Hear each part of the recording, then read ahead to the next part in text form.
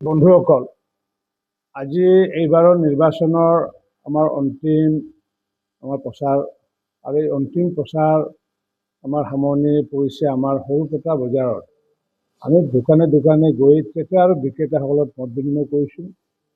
আৰু যিহেতু মই এই যে প্ৰচাৰ, বিশেষকৈ বজাৰত গৈ পেলাই প্ৰচাৰ, মই 2011 চনৰ পৰা এই প্ৰচাৰ অভিযান চলাই আহিছিলোঁ আৰু সেই সময়ত প্ৰতিখন বজাৰত মই প্ৰচাৰ অভিযান চলাওঁ।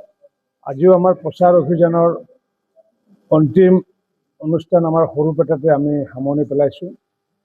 আৰু ইতিমধ্যে মই সৰভোগৰ বজাৰ, বৰপেটাত বজাৰ, হাউলি বজাৰ, ভবানীপুৰ বজাৰ আৰু আজি শেহতীয়াকৈ সৰুপেটা বজাৰত এই প্ৰচাৰ অভিযানৰ সামৰণি মাৰি মই নথৈ আনন্দিত। ইতিমধ্যে আমি প্ৰতিটো অঞ্চল, যি আমাৰ সৰুপেটা অঞ্চলে হওক বা ভবানীপুৰ অঞ্চল, হাউলি অঞ্চল, বৰপেটাৰ অঞ্চল, ফুলৰগুৰি অঞ্চল, বামুণগুৰি অঞ্চল, চাপা অঞ্চল আৰু ইপিনে বৰনগৰ অঞ্চল আৰু বৰনগৰ অঞ্চলৰ লগত নতুনকৈ সংযোজিত হোৱা মাদুলিজাৰ অঞ্চল, এই প্ৰত্যেকটো অঞ্চলতে মই পৰিভ্ৰমণ কৰি পেলাই মই যিহেতু ৰাইজৰ লগত মই লিপছ মিলাই পেলাই মই পূৰ্বৰ পৰা এটা পূৰ্বানুমান কৰিব পাৰোঁ আৰু সেই পূৰ্বানুমানৰ আধাৰত মই আজি আপোনালোকক মই জনাব বিচাৰিছোঁ যে আমাৰ যি এই যি ভোট, এই ভোটৰ এতিয়ালৈ মই যিমানখিনি মানুহৰ লগত মোৰ যি সম্পৰ্ক হৈছে আৰু সম্পৰ্কৰ আধাৰত মই ক'ব খুজোঁ যে অতি কমেও আমি 22,000 ভোটৰ ব্যৱধানত এইবাৰ NDA জয়লাভ কৰিব। ভাৰতীয় জনতা পাৰ্টী, অসম গণ পৰিষদ আৰু আমাৰ যি BPFৰ মিত্ৰজোঁটৰ প্ৰাৰ্থী হিচাপে মই আমাৰ কাৰ্যকৰ্তাসকলৰ, অসম গণ পৰিষদ BPFৰ কাৰ্যকৰ্তাসকলৰ সহযোগত 22,000তকৈ অধিক ভোটৰ ব্যৱধানত জয়লাভ কৰাৰ এটা সম্ভাৱনা এটা আছে। যিহেতু প্ৰতিটো অঞ্চলত যদি মই কওঁ, আজি সৰুপেটা অঞ্চলত মই কেইবাটাও অঞ্চল একেদিন পৰিভ্ৰমণ কৰি মানুহৰ মত বিনিময় কৰাৰ পিছত সৰুপেটা অঞ্চলত বহু মানুহে মোক কৈছে, সৰুপেটা বুলি কওঁতে মই বৃহত্তৰ সৰুপেটাৰ কথাই কৈছোঁ। মই ধেমচা পঞ্চায়তে হওক বা ওদালগুৰি পঞ্চায়তে হওক, সকলোকে সাঙুৰিয়ে কৈছোঁ। বৃহত্তৰ অঞ্চলৰ মানুহে মোক কৈছে যে এইকেইদিন আপুনি ইয়াতে সময় নষ্ট কৰিব নালাগে, সৰভোগত সময় নষ্ট কৰক। আৰু তেতিয়া তেওঁলোকে কৈছিলে, আজি ৰাতিপুৱাৰ ভাগতো বিভিন্ন ঠাইত গৈ পেলাই কওঁতে কৈছিলে, মই 80% পৰা 90% ভোট আমি সৰুপেটা অঞ্চলত, বৃহত্তৰ সৰুপেটা অঞ্চলত আমি পোৱাৰ সম্ভাৱনা আছে। আৰু যিহেতু এই সৰুপেটা অঞ্চল বা বৃহত্তৰ সৰুপেটা অঞ্চল, যি আমাৰ মানুহৰ মনত যি অসমীয়া স্বাভিমান আছে আৰু এই অসমীয়া স্বাভিমানৰ লগতে যি ভাৰতীয় স্বাভিমান, আৰু যিহেতু শ্বহীদ খৰ্গেশ্বৰ তালুকদাৰকে আদি কৰি কেইবাগৰাকীও শ্বহীদৰ এই পুণ্যভূমি, আৰু এই পুণ্যভূমিত স্বাভাৱিকতে কমিউনিষ্ট দলে ভোট নাপায়। আজিও দেখিছোঁ যে CPM দলৰ যি আজি সমদল উলিয়াইছে, সেই সমদলত মই দেখিলোঁ যে সাম্যক তেওঁলোকৰ শ্ৰদ্ধা, শ্বহীদৰ প্ৰতি যদি শ্ৰদ্ধা যে নাই, এই কথা জ্ঞাত হ'লোঁ এইকাৰণে যে আমি যেতিয়া জন আশীৰ্বাদ যাত্ৰা যেতিয়া উলিয়াইছিলোঁ, মাননীয় মুখ্যমন্ত্ৰী ডাঙৰীয়াই শ্বহীদৰ সমাধিত গৈ পেলাই, বিশেষকৈ আমাৰ ভবানীপুৰ অঞ্চলত তাতে নিজে গৈ পেলাই তেওঁ শ্ৰদ্ধা জনাইছিলে। তাৰে বিপৰীতে আজি যিসকল মানুহ আহি পেলাই সৰুপেটা অঞ্চলত আহিলে আৰু সেই শ্বহীদৰ সন্মুখেৰে শ্বহীদৰ যে প্ৰতিমূৰ্তি, য'ত নেকি অসমৰ প্ৰথমগৰাকী শ্বহীদ, তাত দেখিলোঁ যে অকণমানো যদি তিল মাত্ৰাও যদি শ্ৰদ্ধা থাকিলেহেঁতেন, নিশ্চিত ৰূপত মই ভাবোঁ অন্ততঃ শ্বহীদৰ তাত পুষ্পাঞ্জলি কৰাই হওক বা মাল্যাৰ্পণে বা বন্তি প্ৰজ্বলন কৰিলেহেঁতেন। গতিকে শ্বহীদৰ লগত যিহেতু কমিউনিষ্টৰ কোনো সম্পৰ্ক নাই, কাৰণ কিয় শ্বহীদসকলক হত্যা কৰোঁতে কংগ্ৰেছ আৰু কমিউনিষ্টসকলে আছিলে। আৰু মই বিশেষকৈ সৰভোগৰ জীৱন্ত কাহিনী মই জানো, অমিয় নাথ শ্বহীদ হৰপতি তালুকদাৰৰ কথা জানো। গতিকে সেইকাৰণে আজি তেওঁলোকে সমদল কৰাৰ পিছতো তেওঁলোকে কোনো ধৰণৰ শ্বহীদৰ প্ৰতি শ্ৰদ্ধা জনোৱা নাই। গতিকে পূৰ্বৰ পৰাই আমাৰ যি স্বাভিমানী বৃহত্তৰ সৰুপেটা অঞ্চলৰ ৰাইজে কংগ্ৰেছ বা কমিউনিষ্ট সমৰ্থিত মানুহক ভোট দিয়া নাই। এইবেলিও আমাক, আমাৰ যি মিত্ৰজোঁটৰ NDA প্ৰাৰ্থী হিচাপে আমাক 80% পৰা 90% ভোটদান কৰিব। মই ইয়াৰ লগতে আৰু এটা কথা সংযোজন কৰোঁ যে 270টাৰ ভিতৰত প্ৰায় 60টা কেন্দ্ৰত তেওঁলোকে শূন্য পাবগৈ, 60টা কেন্দ্ৰত শূন্য পাবগৈ। তাৰে বিপৰীতে যি 77,771টা যি ধৰ্মীয় সংখ্যালঘুৰ ভোট আছে, সেই ভোটৰ ভিতৰত অতি কমেও আমি 10,000 আমি ভোট পাম। কাৰণ কিয় যোৱাবেলি সৰভোগ সমষ্টিত তেখেতে মনোৰঞ্জন তালুকদাৰ ডাঙৰীয়াই তেখেতে ৮৩,০০০ ধৰ্মীয় সংখ্যালঘু ভোট পাইছিলে। তাৰে বিপৰীতে সংখ্যাগুৰু ভোট পাইছিলে ১৩,০০০ ভোট পাইছিলে।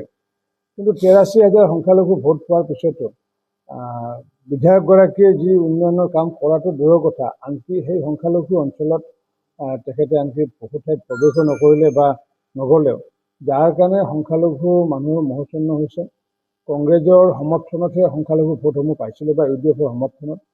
গতিকে UDFৰ যিহেতু এবাৰ প্ৰাৰ্থী দিছে আৰু কংগ্ৰেছে যিহেতু পূৰ্বতে কংগ্ৰেছক যি প্ৰতাৰণা কৰিছিলে বিশেষকৈ লোকসভাৰ সময়ত, তাৰ কাৰণে সংখ্যালঘু সমাজৰ বহু ভোট, অতি কমেও ১০,০০০ ভোট যিমান পোল হ'বগৈ, ১০,০০০ ভোট সেইটো আমি পামগৈ। আমি পাম এটা কাৰণতে পামগৈ যে আমি তাত যিহেতু তেওঁলোকৰ যি উন্নয়নৰ বগৰীগুৰিৰ কথা যদি কওঁ, বিলাচীপাৰাৰ কথা যদি কওঁ বা নিচুকা পঞ্চায়ত, এই তিনিখন পঞ্চায়ত খুব ডাঙৰ পঞ্চায়ত, সংখ্যালঘু অধ্যুষিত পঞ্চায়ত। তাত পকী ৰাস্তা বুলি কোনো ব্যৱস্থা নাই। যিমানবোৰ ৰাস্তা আছে কেঁচা ৰাস্তা, তাত যাতায়াতৰ ব্যৱস্থা নাই। দ্বিফদ্ৰিক এটা ব্যৱস্থা বগৰীগুৰি অঞ্চলটো। গতিকে সেই তাত বগৰীগুৰিত তাত দলং নিৰ্মাণ কৰিম বুলি কৈছিলে, ৰাস্তা নিৰ্মাণ কৰিম বুলি কৈছিলে, যাৰ কাৰণে মহচন্ন হৈছে। আৰু ঠিক তেনেকুৱাকৈ আমি যদি চাওঁ, আমি ভৱানীপুৰ অঞ্চলতো মই যোৱাকালি গৈছিলোঁ, আজি ৰাতিপুৱা গৈছোঁ। ভৱানীপুৰ অঞ্চলত মই ভাবোঁ যে ৯০%তকৈ অধিক ভোট আমি পাম বুলি ভাবোঁ। কাৰণ প্ৰতিগৰাকী ক্ৰেতা বিক্ৰেতাৰ লগত মত বিনিময় কৰিছোঁ, প্ৰতিগৰাকী ভোটাৰৰ লগত সম্পৰ্ক হৈছে। কাৰণ তেওঁৰ ইয়াতে যি ভাড়া কৰি মানুহ, বাহিৰৰ পৰা যি কমিউনিষ্টৰ মানুহ ভাড়াতে ৰাখিছিলে, ৰাখি পেলাই তেওঁলোকে যি কাম কৰিম বুলি ভাবিছিলে সেই কাম কৰিবলৈ সফল হোৱা নাই। কাৰণ কিয়, ভৱানীপুৰৰ মানুহে, সৰুপেটাৰ মানুহে, বাহিৰৰ মানুহ আহি পেলাই যি লোকৰ ঘৰত ভাড়া কৰি থাকি যি প্ৰচাৰ কাৰ্য চলাইছিলে, যদিও তেওঁলোকে সফল হ'ব নোৱাৰিলে, যাৰ কাৰণে মই ৯০% ভোট ভৱানীপুৰত পাম।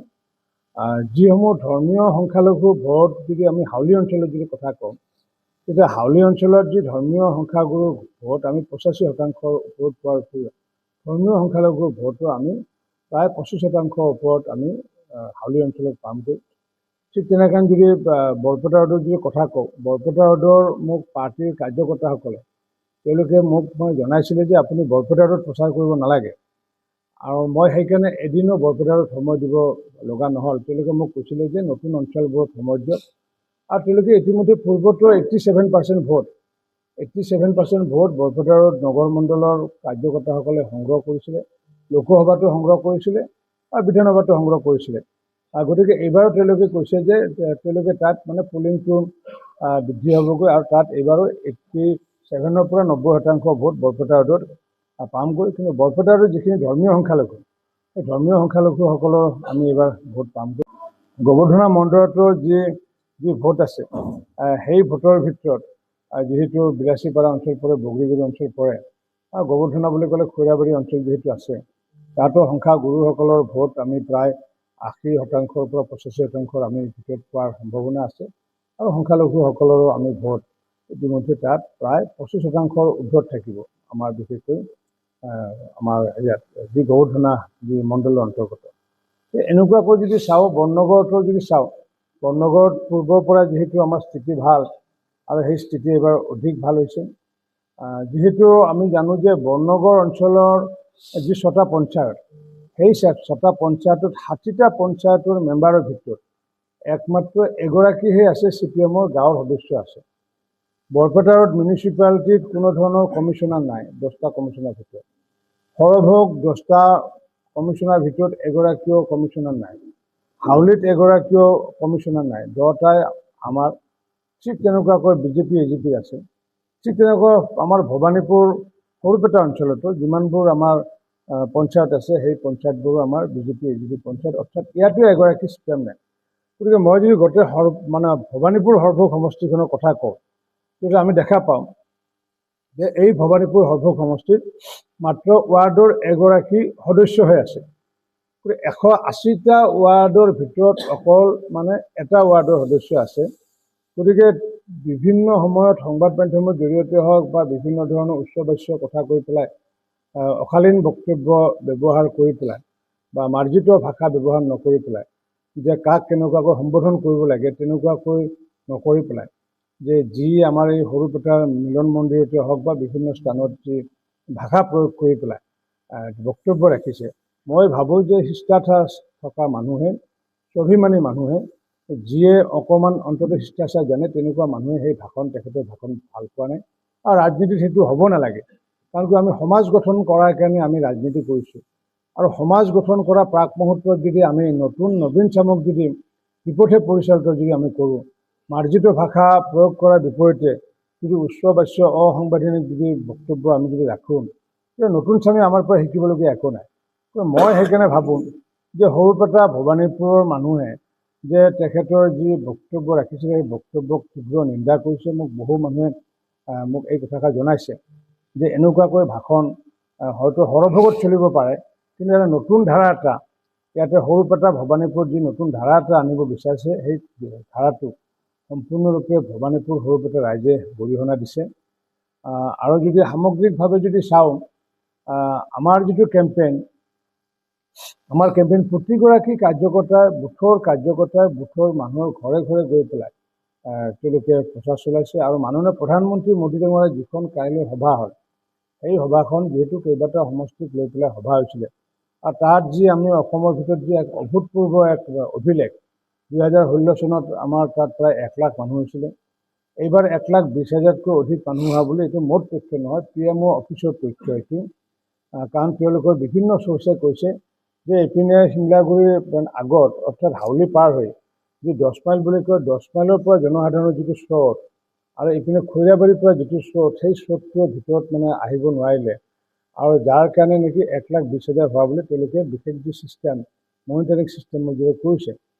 গতিকে মাননীয় প্ৰধানমন্ত্ৰী ডাঙৰীয়াৰ প্ৰতি যিটো আস্থা, মাননীয় প্ৰধানমন্ত্ৰী ডাঙৰীয়াৰ যিটো সকলোকে লগত লৈ পেলাই সবকা সাথ সবকা বিকাশ সবকা বিশ্বাস যি নীতি, সেই নীতিৰ আধাৰত সৰ্বস্পৰ্শী সৰ্বব্যাপী ধৰ্মগুৰুৱে হওক, সংখ্যাগুৰুৱে হওক বা সংখ্যালঘুৱে হওক, সকলোকে যি বিভিন্ন ধৰণৰ আঁচনিৰে স্পৰ্শ কৰিব পাৰিছে। ইয়াৰ উপৰিও মাননীয় মুখ্যমন্ত্ৰী ডক্টৰ হিমন্ত বিশ্ব শৰ্মা ডাঙৰীয়াৰ যি বিকাশমুখী যি যাত্ৰা, এই বিকাশমুখী যাত্ৰাৰে বিভিন্ন ধৰণৰ আঁচনি, আজি যদি কওঁ অৰুণোদয় আঁচনি, আজি ধৰ্মীয় সংখ্যাগুৰুৱে হওক বা সংখ্যালঘুৱে হওক, বা আমাৰ যদি চাওঁ মহিলা মুখ্যমন্ত্ৰী উদ্যমিতা হওক, বা আমাৰ নিযুত মইনা আঁচনি হওক বা বাবু আঁচনি হওক, এই সকলোবোৰৰ জৰিয়তে সকলোকে স্পৰ্শ কৰাৰ যিটো দৃষ্টান্ত দাঙি ধৰিছে মাননীয় মুখ্যমন্ত্ৰী ডক্টৰ হিমন্ত বিশ্ব শৰ্মা ডাঙৰীয়াই। গতিকে এইবোৰ কাৰণৰ লগতে প্ৰধানমন্ত্ৰী নৰেন্দ্ৰ মোদী ডাঙৰীয়া, মুখ্যমন্ত্ৰী ডক্টৰ হিমন্ত বিশ্ব শৰ্মা ডাঙৰীয়া, লগতে আমাৰ যি 3টা দলৰ যি আমাৰ মাইক্ৰ' মেনেজমেণ্টৰ যিটো ছিষ্টেম, যিটো ছিষ্টেমৰ জৰিয়তে আমি ইতিমধ্যে কাম কৰিছোঁ, তাত নিশ্চিত ৰূপত 22,000তকৈ অধিক ভোটত আমি আগন্তুক দিনত জিকিম। আৰু মই যি কওঁ, সাধাৰণতে মই ফলাফল মিলি আহে, এতিয়ালৈ ইলেকশ্যন এনালাইচিছ মই যিমানখিনি কৰিছোঁ, মই হেৰিয়াত কৈছিলোঁ, মই 2011ত কৈছিলোঁ মই 40,000তকৈ 4টা ভোটো কম নাপাওঁ বুলি মই কৈছিলোঁ, মুকলি সভাত মই কৈছিলোঁ। আৰু সেই মত এইটো কথা কৈছিলোঁ যে 40,000তকৈ 4টা ভোট কম পালে মই নিজে কৈছিলোঁ যে যে মই জীৱনত পেণ্ট নিপিন্ধো বুলি কৈছিলোঁ, আৰু চাৰ্ট নিপিন্ধি পেলাই ধুতি আৰু মই চেলেং উৰিম বুলি কৈছিলোঁ 2011 চনত। আৰু হয়, মই 40,483টা পাইছিলোঁ। 55,000 ভোট পাম বুলি কৈছিলোঁ 2016 চনত, মই 56,000 ভোট পাইছোঁ। গতিকে এইবাৰো মই ভোট কিমান পাম সেই সংখ্যাটো মই আজি ক'ব নোৱাৰিম, কাৰণ যিহেতু ভোট প'ল হোৱা নাই। কিন্তু মই আনুমানিক যিটো মই হিচাপ ধৰিছোঁ, সেই হিচাপৰ আধাৰত 22,000তকৈ অধিক ভোটত আমি জয়লাভ কৰাৰ সম্ভাৱনা আছে। আৰু সেইকাৰণে মই যি ভোট 9 তাৰিখে যি ভোট হ'ব, ভোটৰ প্ৰাক মুহূৰ্তত মই সমষ্টিবাসী ৰাইজৰ মই আশীৰ্বাদ বিচাৰিছোঁ, যাতে আগন্তুক দিনত এই সৰুপেটা ভৱানীপুৰ হাউলি অঞ্চলকে লৈ পেলাই মাধুৰীজাৰ অঞ্চলকে লৈ বা বামুণগুৰি ফুলৰগুৰিকে লৈ নতুন নতুন অঞ্চলসমূহত যাতে অধিক উন্নয়ন কৰিব পাৰোঁ। আৰু পূৰ্বৰ পৰা থকা যি বৰপেটা ৰোডে হওক বা সৰভোগে হওক, এই অঞ্চলটো ইতিমধ্যে উন্নয়ন বিকাশ ইতিমধ্যে প্ৰায় 80% হৈছে। গতিকে সামগ্ৰিকভাৱে এই সমষ্টিটো নতুন এটা ৰূপ দিয়াৰ কাৰণে, কাৰণ কিয় এতিয়া বিজ্ঞান মহাবিদ্যালয় একেটা বছৰতে দুই ঠাইত তেতিয়া বৰনগৰ মহাবিদ্যালয় আৰু লগতে বৰপেটাৰ গণেশলাল মহাবিদ্যালয়, একেটা বছৰতে অসমত যদি দুখনকৈ যদি বিদ্যালয় মহাবিদ্যালয় ছায়েন্স কলেজ হৈছে, সেইটো একমাত্ৰ হৈছে সৰভোগ সমষ্টি। গতিকে আমাৰো ইচ্ছা আছে যে আমি অন্তত সৰুপেটাত যাতে আমি হেৰি কৰিব পাৰোঁ, আমি যাতে বিজ্ঞান শাখা যাতে কৰিব পাৰোঁ। তাৰ কাৰণে ইতিমধ্যে মই সৰভোগৰ বিধায়ক থাকোঁতে মই 20 লাখ টকা প্ৰদান কৰি পেলাই বিজ্ঞান ভৱন নিৰ্মাণ কৰাৰ কাৰণে মই অনুদান দিছিলোঁ। গতিকে ঠিক তেনেকৈ মই পঞ্চায়ত মন্ত্ৰী হোৱাৰ কাৰণে পঞ্চায়ত মন্ত্ৰী হোৱাৰ সুযোগতে মই এই সমষ্টিত দুটাকৈ নতুনকৈ 2 কোটি টকা ব্যয় সাপেক্ষে ব্লক নিৰ্মাণৰ কাৰণে ইতিমধ্যে আধা এলা কৰি পেলাই আমি কাম আৰম্ভ কৰিছোঁ। বিভিন্ন সময়ত CPM-ৰ মানুহসকলে কৈছে যে ব্লকটো সৰুপেটাৰ পৰা উঠাই নিব।